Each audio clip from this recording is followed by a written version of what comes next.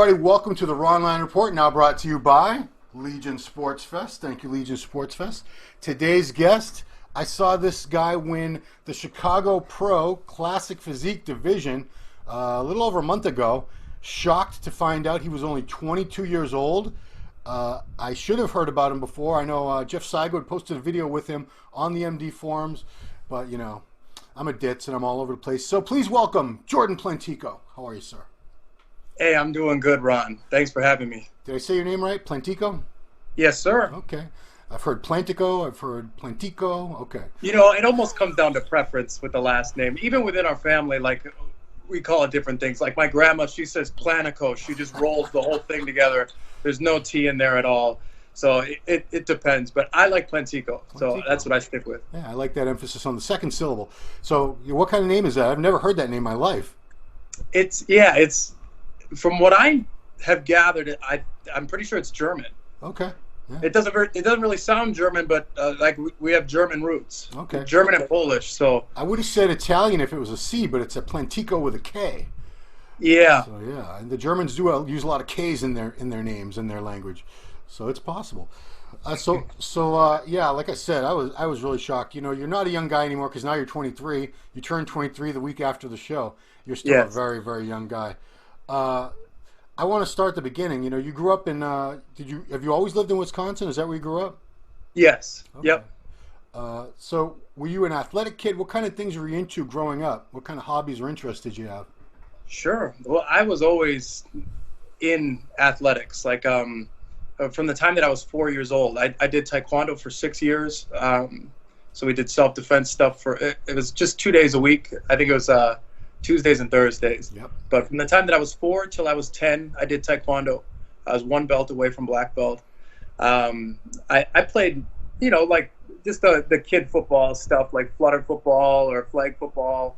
And then eventually transitioned to tackle football. I played tackle football from the time I was in 6th grade to senior year. Oh, wow. I wrestled starting in 7th grade all the way up till 11th grade. And 12th grade is when I started powerlifting. Okay. And then I powerlifted for a few years. Yeah, how does a high school kid get into powerlifting? It's not the most popular sport for young people. That's a really good question. I actually kind of had to find it. So like I was just kind of scrolling online for different meets, and I live in West Dallas here, and we hold the annual state fair literally almost right in my backyard. I could walk there. And I think it's one of the bigger fairs out of all the other states. So it's a big event, and they have a powerlifting event that they hold there. It's a push-pull competition. I was actually just there this last weekend to just show some love and support. But so that was my first ever powerlifting meet, and I did it to do it, and I ended up doing really well. I think I placed first in bench press, second in deadlift. And from there, I just kept doing some research, and I wanted to find one that included the squat, and I looked at the different federations. USAPL is a drug tested federation. It seemed like the most legit federation to be involved with. And there was a meet, I think 3 months after the state fair competition, and I think it was in December at Whitnall High School. So I ended up doing that, and from there, throughout the course of the meet, I caught the eye of the powerlifting coach that was there, because Whitnall High School had a powerlifting team. My school did not. So then my parents and I ended up talking with the powerlifting coach for Whitnall. We call him RG. By the way, he had a really good powerlifting team. They won, I think it was like 5 or 6 state championships in a row. RG was an excellent powerlifting coach, still is. Yeah. But yeah, then I ended up basically being Whitnall High School's adopted athlete. So I just trained with their team, and I represented myself as an individual, and I did have my school attached to it. I just didn't have a team for my school. So everyone was like, when they announced me, like I think at state, when I won state, they were like, and from Nathan Hale High School, Jordan Plantiko, and everyone's like, what's Nathan Hale? Because they don't have a team. Yeah. But yeah. Huh. So, you know, how did you even gravitate the time you did at the fair? How did you know? Yeah, I watched another interview with you. It said you broke records in your high school for lifting, but did your most high school kids, if they lift, they're just doing the bench press and some curls. Were you doing, in high school, at 16, 17, you were already doing all three power lifts, the bench, squat, and deadlift? Yes, yeah. Because like I grew up reading basically like Muscular Development and Flex magazine, Muscle and Fitness. So I knew all the core exercises and what was kind of like the meat and potatoes of like what your workout should revolve around. And they said that those were the best lifts for performance, and that's really what got me into lifting, was to get better at the sports that I was in, football and wrestling. Yeah. And I liked the cosmetic aspect of it when I realized I was kind of, I guess, favored to put on size. Yeah. And the results came kind of quick. That was probably what was the addicting part, along with the strength progression. Okay. So how young were you when you first started training, period? 13. Wow, okay. So we're just going on 10 years. Wow. Did mom and dad, they were cool with that? 13-year-old lifting weights? Yeah, they would have. My stepdad was kind of the one that had, he kind of put his foot down on me not lifting weights until I was basically into high school. Wow. Because he was under the belief system of like the whole, it'll stunt your growth, and the muscle will grow over your growth plates, and you'll be really short or something like that. Well, you're 5'10" and a half. I mean, how tall you think you possibly would have been? My doctor said I could have got up to 6 foot. So, oh, damn it. Yeah, I might have shaved an inch and a half off or something, but oh well. Yeah, okay. So, the really interesting is, so at 17, only 17 years old, you went to Hungary, which I'm not even sure I could find on a map. I know it's in Europe somewhere. But that was the World Championships for USAPL? Was that the show? Yes, it transitions into IPF once you get international. But yeah, it's kind of like NPC and IFBB. So 17 years old, you become, was it just a teenage? It was 18 technically. I had just turned 18. You just turned 18. So you were the teenage world powerlifting champ in the IPF at 18 years old. Wow. Yes. With this is what you recalled at the other interview, squat 590. Oh wait, no, I'm sorry. Is that right? It was at the world competition. It was 705. 705. Wow. And deadlift. Oh, I think I'm looking at the wrong thing. Yeah. Here we go. 705 squat, bench press 430, and deadlift 650. Wow. Yes. So you're the world champion at 18. You have. I'm sure you had all kinds of people coming up and saying, "Man, you could be this or that." Why are we talking to you today as a classic physique pro instead of as a powerlifting champ? That's another good question. So I stuck with powerlifting for a while just because obviously it was very promising. I got success in that sport very quickly. I probably would have stuck with it longer if it wouldn't have been for a couple things. One was an injury that I had from right after I finished collegiate nationals. Usually what a lot of powerlifters will do, especially if they're equipped lifters, they use the squat suit, bench shirt, deadlift suit, and knee wraps. Yeah. They'll take all the gear off, and they'll just go through like a raw cycle where they'll just use like a belt and knee wraps, knee sleeves. Yeah. Or they won't even use that, and they'll just go like completely raw, no equipment. And build up just some natural strength and try and get a little hypertrophy in the off season. So that's what I did. I ran a beltless cycle. So in an attempt to strengthen my core, I didn't use a belt or the knee sleeves. And I was training at Animal House Gym at their old location, and I was doing deadlifts at a deficit, probably like a 2-inch deficit. And I was using weights that I was comfortable and familiar with lifting. I think what ended up hurting my back, I was doing a 475 conventional deadlift at a 2-inch deficit. And it was like my second or third set in. I don't think I was doing anything crazy. I think I was doing like sets of 6 or something like that. Yeah. And it was on the second, I think it was the second or third set. I get like halfway through my reps. I'm probably on the third rep, and all of a sudden, like, everything felt good until it didn't. And then like I tried to posture up, and I couldn't totally straighten out my back. Yeah. So I'm like, all right, just relax. And I just went over to this, I think it was like the glute ham machine, and I just kind of leaned on it. Yeah.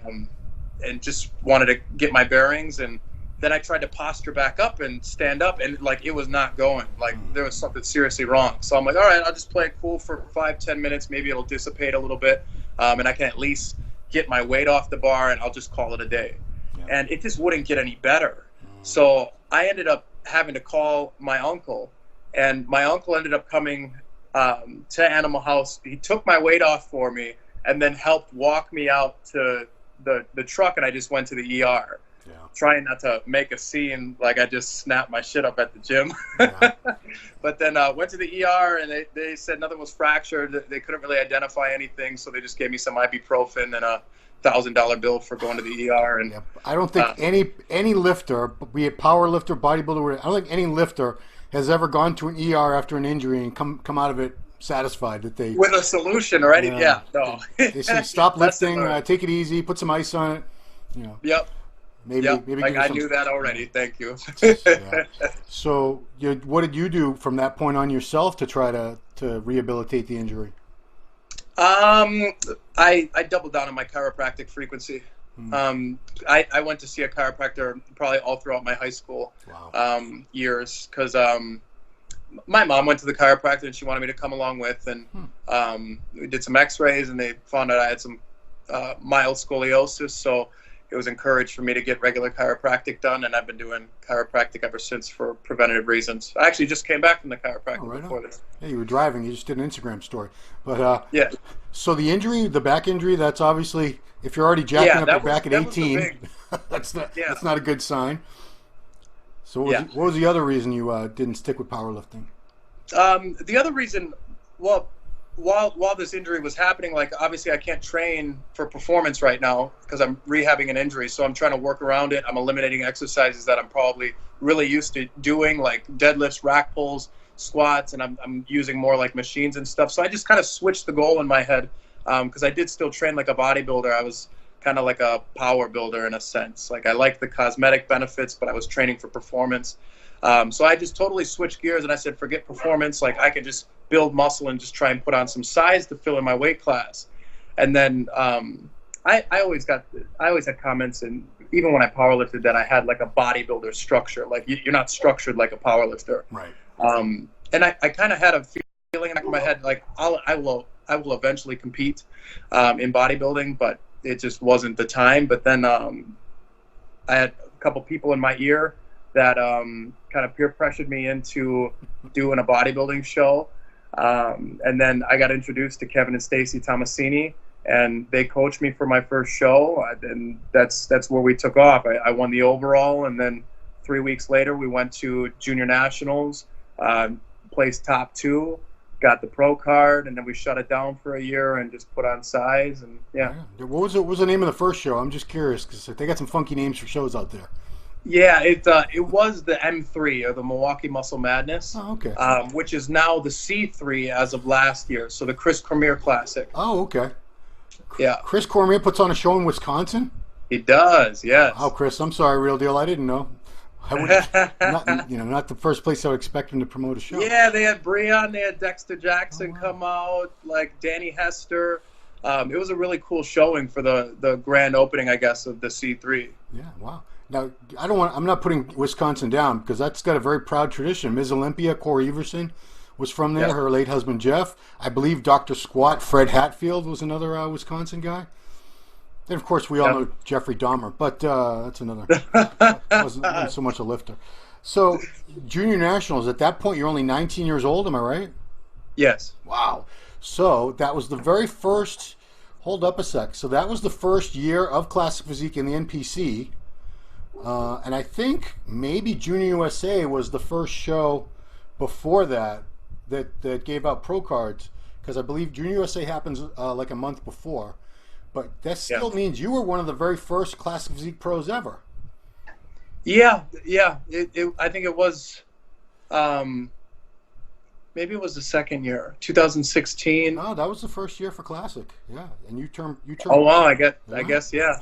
Wow, because let's think about that was the first year Danny Hester won. That was the first Classic Olympia, and so he's my age. He would have been 40. So he would have been 47 that year, and you were a Classic pro at 19. So that's quite an age range between these pros. So Yeah. you got your pro card. You're 19 years old. It was only your second show. Oh, but also back up. Your first show, you won the bodybuilding middleweight as well. So you did the class. No, I took second. Oh, you took second. Okay. I took second in bodybuilding. The guy I lost to, I think, took the overall. Okay, gotcha. I was a little confused with that. But you know, you had your choice. You had your options. You could have done classic. Could have done bodybuilding. What made classic more appealing to you when you were looking at what to do? I think the criteria. I think I fit more into the classic criteria than I did bodybuilding. Yeah. The only thing I didn't really like is there was some poses that they excluded, like the lat spreads, the side tricep. But it was virtually same poses, and yeah, like a lot of people had told me that I just have a classic look. Yeah. So that's the one that I ended up going with because I knew that I would be more competitive in that, at least in the short term. Right. So you turned pro weighing what? 183, 185. Okay. So 5'10", and a half, 180, 185. I mean, it's all an illusion because, you know, when people say you have the classic look, you know, your bones, they probably don't weigh much at all. Your waist is like, what's your waist when you diet down? 28, 27 and a half, yeah. I don't mean to laugh, but that's a very small waist. So, you know, you have the wide clavicles, a very narrow waist, the muscle bellies come off. So, you know, people, I'm sure if you ask somebody to guess your weight, they would typically always guess you 10 to 20 pounds minimum. Yeah, it's always higher, yeah. Yeah, because like I said, then there's other people that you look at them, they end up weighing a lot more than you think just because they just have clunky joints and everything. But you wouldn't know. All right, so you turned pro in 2016, the first year of the Classic Physique division, and you come back in the very fall or November of 2017. I believe the Ferrigno Legacy is usually in November. Yep. Which is now the Legion Sports Fest, but same show, same promoter. So you had about a year and a half to make improvements. What kind of improvements did you make, and how did you know when you were ready, or when did you feel ready to get up there with the other pros? Well, improvements now, looking at it, now that we've been back into like show ready conditions, so we can kind of see the difference. Yeah. I think from the Ferrigno Legacy, I weighed in at like 187, 188. Yeah. So these last couple shows, I was like 195, 196. So we put on probably 8 pounds of lean mass in, including dieting, probably 14 or 15 months. Yeah. I'm sorry, Ron, what was the secondary question to that? I don't even remember. So let's go. So the Ferrigno show, that was your pro debut in 2017. You're still only 20, 21 years old at that point? Yeah. It's hard to say. Yeah. And you took 13th. I don't know how many guys there were, but I think it's 28. Okay. 28. So we call that middle of the pack. Did you feel good about that, or were you bummed? I know I've seen some guys that they really always expect to win, and up to that point you'd been winning a lot. So, were you discouraged, or did you say, okay, well, that's not bad. I just have work to do, and I have time on my side. Where was your head at after that show? Yeah, it was that second one. It was kind of because I had no idea what to really expect going into it. So I wanted to see where I would land, and I'd be lying if I said I was okay with the placing, because I just don't believe that I should be in third callouts ever. Right. But it was what it was, So, and it is very humbling. You learn a lot more from your losses than you do your wins, and I can even say that now. I learned more from losing than I did winning these last couple shows. Not that I didn't learn stuff, because I learned a lot from this whole prep, but I do think the lesson sticks more when you lose. Yeah. So it really solidified that we just got to get better, and we got to work with what we can control. We're going to try and put on as much lean mass as we can, but my posing could have been improved. I could have had a better stage presence.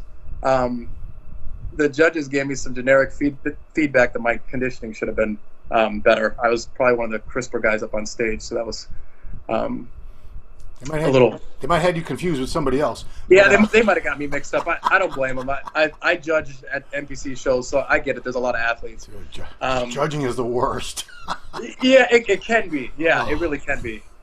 But yeah. And then I remember the second part of your question. You were asking when did I decide it was a good idea to jump back into competing? Right. And honestly, I really didn't feel I was ready. I looked at my physique. I look at myself every day, so like I know, I'm like I don't feel like I'm big enough to really place where I want to place in pro shows. Yeah. But Kevin and Stacy brought up a really good point that I had been off a stage. I had been competing in a little over a year, and that I shouldn't take too much time away from the stage.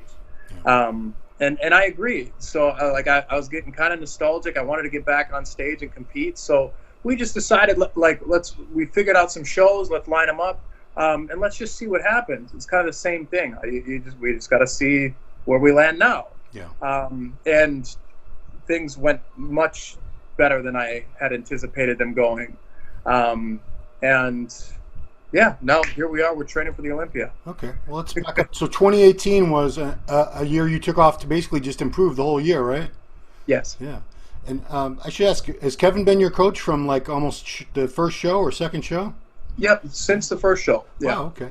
So that's another point to bring up is a lot of guys, they jump from coach to coach to coach, and the coach never really gets a chance to learn the client's body and how different, you have to go through at least a couple preps to fine tune things. And typically, like I talked to Neil Hill and Flex Lewis, and those two are almost like can read each other's mind at this point after all these years. Yeah. So has Kevin gotten to the point where he's worked with you enough now where he knows your body and how it responds to different variables better than any other coach, bigger name coach that might come along and try to scoop you up? Yes, I think so. Because like it's to the point now where Kevin's always kind of explained what we're doing, kind of like how things are going to progress, and he's been really good at answering my questions. And now like half the time I can finish his sentences with like where we're headed with this. So I think we've really found a good rhythm. And yeah, he was ultimately between him and Stacy. That's kind of how I got brought into this sport. They're like my parents for bodybuilding. Stacy's Kevin's wife? Yes. Okay. Yeah. So it's kind of all I know, but honestly, it's all I need. Right. So 2018 was off. When did you know, or did you and Kevin sort of get together and decide, I'm going to be ready for this show, the Chicago Pro, July 2019? That's the target. How did you pick that show and that part of the year? Yeah, well, the Chicago Pro, it's kind of the closest pro show to where I live. So I thought it'd be really ideal because it gives people that support me the opportunity to come out if they want to come out. It's an easy commute. We drive like an hour and 15 minutes to get there. But honestly, I wanted to do two shows. So initially, it was actually kind of funny. Initially, I had brought up doing the Omaha Pro as well because it was just, I think, like 4 weeks before that. Yeah. And I don't know if Kevin and Stacy just thought of it as like a potential thing or like a for sure thing, but we started prep with the projection of doing Chicago first. Yeah. So we probably started the Omaha prep a little bit late. So if that was like 4 weeks, then you had like 12 weeks to prep for Omaha, basically. Yes. Okay. But you won, so. I was about to say we got the job done, so it's whatever. Yeah. Yeah. I mean, how heavy did you get in the off season? How much weight did you have to drop for the show?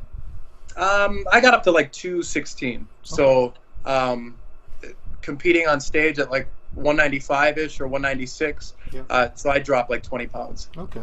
It's not horrible. You didn't suffer too badly, right? No. Okay. All right. So now I can arrive finally at the first time I saw you, Chicago Pro. I can't recall offhand how many guys there were. I remember it was a good-sized class, maybe about 25 or 30 guys. It was a lot. Yeah, it was a pretty sizable show. I don't remember the number totally offhand, but I think it was like 25. Yeah, and I'll be honest, I can't remember who took second, third offhand, but you know, they were both names I'd seen before. They're both people I'd seen in recent shows. So that's who, like, my eye was looking for. Okay, these are going to be the top guys. And then you were in that first call out, and I'm thinking, who? I had to look down at the sheet. I'm like, who's this? What? And, you know, my first impression was, this guy's not, this kid, because I could tell you were young. I said, he's not very big. But then the more I looked, I said, you know what, though? The shape on him, the balance, everything is just flows. This physique, you know, if this is classic physique and it's supposed to be more about aesthetics and a certain type of look, then I could see him winning, and sure enough, he won. I think a lot of people were shocked because, you know, it's not a knock to say that you don't carry a lot of mass, because as time goes by, you're going to get more and more mass. But I think the guys you beat were probably a little salty because they're looking over and thinking, I'm this big, I'm this thick, why is he beating me? But classic physique is not all about size. Size is one factor, but shape, presentation, condition, balance, everything. Yeah. It's not as much of a raw bulk show as open bodybuilding, obviously. Yeah, I'm starting to realize that more and more, because I kind of had that opposite thought process. If that's what some of the athletes were thinking, like, I'm this big and this, like, every show when I go backstage for weigh-ins, yeah, and like everybody's stripping down, I'm just like, jeez, like, these are some big boys. Yeah. So like I have this like internal thought process, like, geez, I kind of feel small, you know, but it just goes to show that that's not exactly what it's all about. It is a bodybuilding show, but there's so much more that goes into it that people don't realize. All right, now I'm going to drop the bomb, everybody. You ready, everybody? In my head, I was saying this whole time I'm looking at Jordan in Chicago, I said, I've seen a million physiques. I've seen a million physiques on gear and without gear. I competed myself naturally for years. I competed on gear for many years, so I know what to look for. And I said, this guy's physique looks drug-free to me. I'd bet you good money he's drug-free. And before the interview, because I don't like to shock people with questions they're not ready for, I asked you to confirm it for me, and you did. And you don't make a big deal out of it, but you are right now. You're drug-free. Yeah. So first of all, congratulations, because there's a million people out there who don't believe. Not only can you can't turn pro naturally. That's impossible. They think even bikini girls, well, not that some of them don't use stuff, but they think you have to be on drugs. You have to be, or else you can't turn pro. But especially with the young people now, because there's so much more awareness and knowledge and publicity about drugs, this generation of people your age, I am going to knock them, because a lot of them don't think anything is possible. You can't add any muscle without drugs. You can't lose any fat without drugs. All the questions I get from young guys are about drugs. They don't want to know about training. They don't want to know about nutrition, because as far as they're concerned, that's just a tiny part of it. How much tren should I use? How much GH should I use? How much insulin should I do before my workout? That's all they want to know. So before I get any questions, I want to commend you, because it's, you know, genetics or not, to do it drug-free, it's not easy. I did it for years. I know it takes, you know, the fat doesn't come off as easy. The muscle does not build as easy. It's more of a challenge for sure.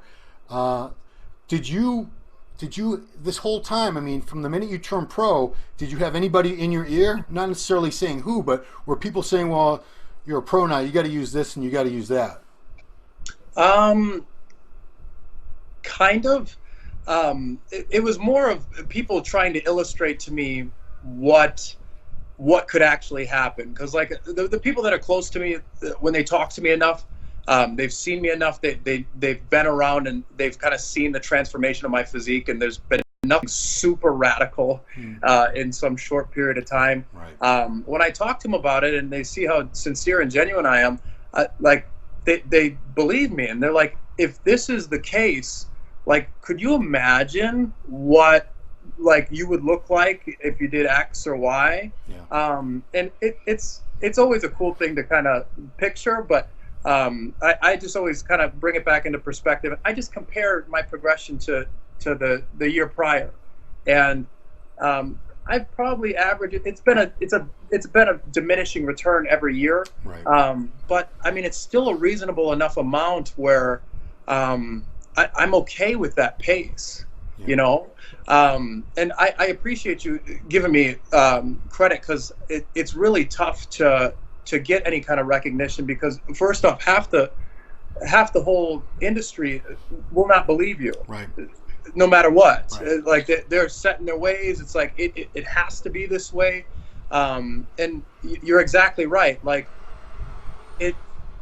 it is, a lot of it is harder, but it's also possible, especially when you stretch out the time frame. If people would have a longer term perspective, like if you're a diehard like bodybuilding fan and you really say that this is your passion, well then I think people that feel that way, they'll have more patience and they'll look at it from a long-term perspective. Mm-hmm. I've been training now for 10 years, and I kind of think if I hadn't have trained, I probably would sit around like maybe 170-ish. Okay.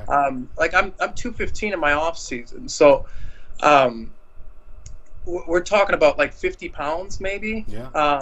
So we divide that by 10 years. I mean, we're really not talking about a lot of lean mass. We're talking on average like 5 pounds a year. Yeah. Like, do you think it's possible to gain 5 pounds of lean mass in 12 months if you're really diligent about it? In your early 20s especially? Come on. Yeah, like I'm in the prime of my life. Like I got all the natty tests I need. So it's just, when you break this stuff down, it really does sound really doable. And it is doable. I'm proving that now. I don't like to toot my own horn because, there's a lot of people that come out of the woodwork and just want to talk a lot of garbage. And like, I just, frankly, I don't care. Like the people that are close to me that know the truth, they get a lot of inspiration off of that. And they're one of my biggest supporters because of that. But to try and convince a guy that's just hearing about this that like, this guy's natural, like I'm not going to spend energy trying to convince you. You're going to believe what you're going to believe.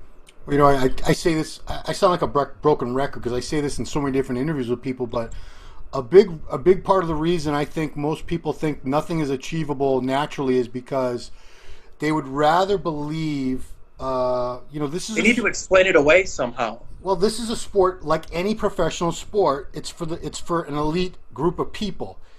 Out of all the kids that pick up a football, play Pop Warner, how many of them are going to get to the NFL? How many kids playing Little League Baseball are going to get $20 million, $50 million a year playing pro baseball? You have to be a very special person with you have to be born with certain traits and, hand-eye coordination that are a level far beyond the regular human being. And, yes. You have great genetics. And it kills a lot of fans because we're a unique sport where it's the only sport where most of the fans are participants at some level or another. They compete or they want to look like they could compete. They're not just happy to go to a show or to follow the sport. They're all trying to be like you and like Breon and Big Ramy or whoever they're trying to be like. So it's a lot easier to just think it's drugs rather than to say, well, no, I'm like 95% of the population of the world. I have average genetics. I can look pretty good, but I can't look like that guy because that guy's special. Not everyone can look like a Ronnie Coleman or a Phil Heath. They're very, very special. A Jordan Plantiko, you're special. You're not a normal human being. There's certain things that you were born with that the average person wasn't born with, and you're making the most of those naturally. I need to point out, because in the interview for Chicago, we said you're 20 pounds under the weight limit for classic physique for your height, and you were beating, I imagine, just about every guy up there.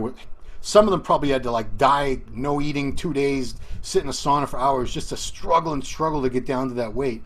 So you could potentially be 205 pounds, and this is if they don't increase the weight anymore. Who knows? They might. That's another thing. So put aside being natural for a minute. That's another thing to be proud of, is that you are 20 pounds under the limit. And bodybuilders already think classic guys are, some bodybuilders, they think, oh, these classic guys are so small. That's all they weigh at that height.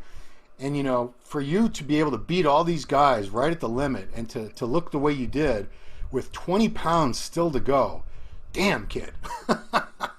I guess I don't even have a question. That was just a comment. Thank you. Yeah. So, okay, Chicago, you got 2 pro wins. You qualified for the Olympia twice already this year. So we are now sitting at a little over 4 weeks out. I believe they're going to judge you on a Friday. We're doing this interview on a Thursday. It's going to go up on Friday morning. So you're 4 weeks off from the Olympia. First of all, when you won Omaha, did you immediately know, that's it, I'm going to the Olympia? No. No. No, because they had not. It wasn't enough points to necessarily solidify a spot. Because Omaha is a smaller scale show. I think it's a tier. It was a tier 3 before they changed it. So let me correct me. Classic, you don't winning a show doesn't get you the Olympia necessarily. Not as of this current season. Okay. Last season that would have been the case. Right. But no, with the smaller scale shows, because there's more classic shows now. Right. Like the bigger tier shows, you got more points. So like if I won like the New York Pro or something, that would be enough to solidify a spot this year. But Omaha being a smaller show, it gave me a noticeable amount of points, so I'm on the board. Yeah. But it wasn't enough to like say, okay, like we're for sure going. So we just rolled into Chicago because we already signed the contracts, and that was the intentions to begin with. So we're going to do it anyways. And really the goal was just to get top 5 because, Chicago's a bigger show. It's a tier 1 show now. Yeah. I really just wanted to be top 5, really top 3. And we brought a tighter and fuller physique to that stage. I was actually incredibly happy with how I looked at Chicago. And we came away with the win. So then that obviously then solidified our qualification for the Olympia. Yeah. So you've been a pro now for a couple of years. Have you been to the Olympia? Have you watched the Classic Physique Olympia yet? I've never been to the Olympia, no. Okay. So your first time will be up on stage with with the best. You'll have the best vantage point of anybody up there. Yeah, I've never even been to Vegas. Yeah. I have mixed feelings about Vegas, but you're old enough. You can gamble and stuff if you really wanted to, but it's just like outside of the Olympia, not a lot of good things happen in Las Vegas. Let's put it that way. Okay, Sin City, baby. They don't call it Sin City for nothing. But yeah, tell me about how exciting it is to be. You're heading into the biggest bodybuilding show in the world right now. You're going to be up there. Breon, Peterson, Henri Pierano, Bumstead. How could I forget Bumstead? It's some really big names, some heavy hitters, but you're going to be standing right up there shoulder to shoulder with these guys on stage. Yes. All I can really say, like at this point, like I said, I didn't expect this. I thought I would be well into my off season by now. I'm very privileged to get to be up on stage with these awesome athletes. This is more than I expected out of this year. So I am happy to just be there. But obviously it's not enough to be there. I don't want a participation medal, So we do plan on doing very well at the Olympia.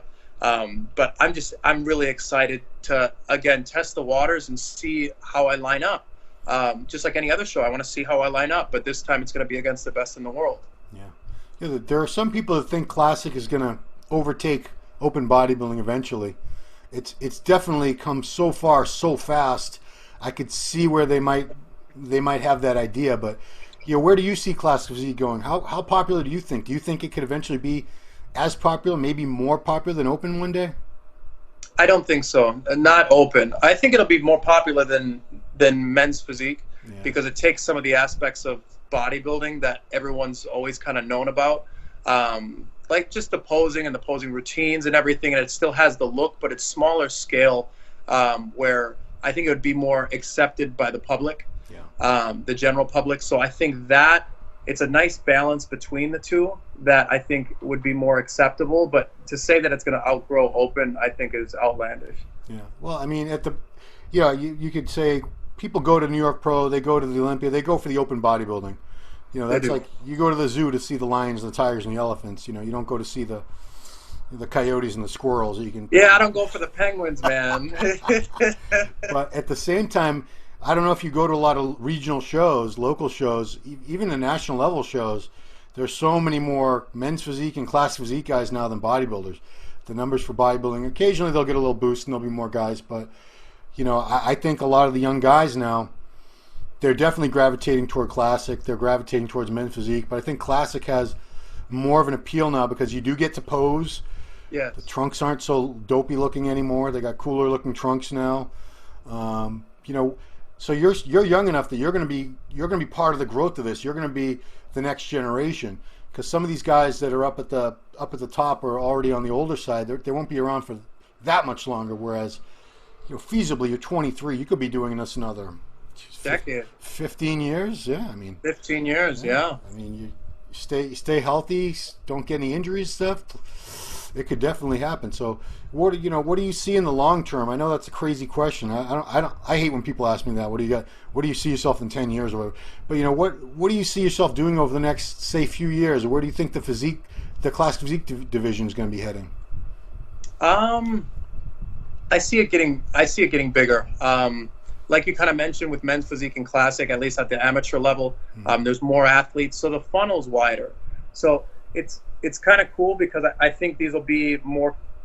Not that open bodybuilding's not competitive. It's just there's less total athletes than these other divisions because it's the extreme end of our sport.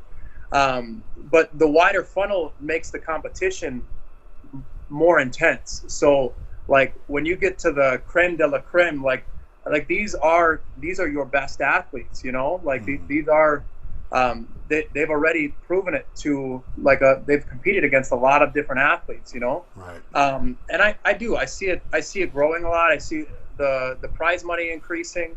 I do see it being bigger than men's physique at some point in time.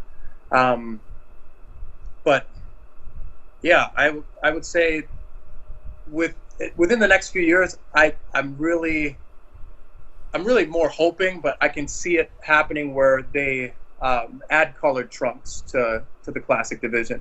I think that'd be super cool. Like just give us some more free reign on like how we can manipulate our looks. Do you want them to come back to the trunks to change to more like bodybuilding trunks, say like in the cut they had in the 70s where they were a little wider on the hip? Then I like this cut. You like the cut they have now? Okay, so you wouldn't change that. Okay. I mean, yeah, you can still see the hamstrings. I see guys hiking them up to show their glute striations and everything. Yes. What about the poses? Would you really like it if they could throw these other poses in there? Front lat spread, back lat spread, side tricep. Yeah, at least the side tricep. I can understand if you want to exclude the lat spreads, that's fine. But I would like to see the side tricep because I think it is really aesthetically pleasing. I think it would fit in with like the classic mandatory poses. Yeah, I don't know why the front lat spread wouldn't. I think that's I think that's a beautiful pose too. I agree, but like I'm kind of shooting low here. I just want like side tricep. If you guys want to add in like the lat spreads, cool. I'm cool with that too. I'm just saying, if you look back at these older, the black and white pictures of what they consider the classic era, the guys were always hitting front lat spreads back then. Yeah, and there was just a more aesthetic way of performing the pose, just like you can with front double and all these different variations. Right. You can make any pose more aesthetically pleasing just by changing the angles. So I agree. Okay. Well, Jordan, I want to give you the chance now to thank anyone who has been part of your success, your team, anybody who's helped you along the way that needs a little recognition. Absolutely. Well, I'll start off by just naming Kevin and Stacy because they were the ones that really helped me get my feet wet in this industry, and I have to credit them a lot for my success. They put me on the fast track to really get where we are today. I'd like to thank my parents because they help a lot here at the house. They help me with the cooking. We're kind of like 50-50 there. Oh, wow. Okay. Which they even help with the grocery bills sometimes. So like as you can tell, like that could be a little costly after a while. But yeah, they've just been really, really supportive and in my corner there. I would like to thank the rest of my family and my friends that are local, that I see at the gym, my family members that stay in contact with me on social media, any of the fans that DM me. And I find it really, really motivating and inspiring to hear that I motivate and inspire other people. I just think it's such a mutually beneficial feeling. And that's been driving me a lot, knowing that like I'm able to give free energy to people, and just by doing my thing, it's just, that's not necessarily the direct intention, but for it to be a side benefit, I'm just really happy to hear that. And I appreciate the people that reach out and let me know that I'm having some kind of impact or influence on their life.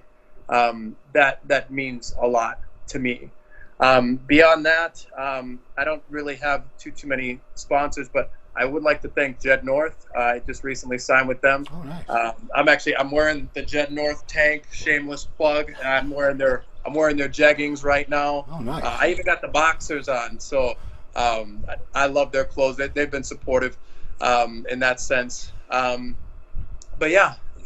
And I'd like to thank MD Muscular Development for the publication and the opportunity to sit down with you, Ron. I really appreciate it. You're very welcome. And just so you guys know, the October issue that we're working on right now is going to have a feature, photos, and an interview with Jordan. So please check that out. There is still a bodybuilding magazine in the world. It's called Muscular Development. The other ones are all kind of faded away into the sunset. But also want to let you guys all know, Instagram, IFBB Pro _ Jordan Plantiko is where you can find him.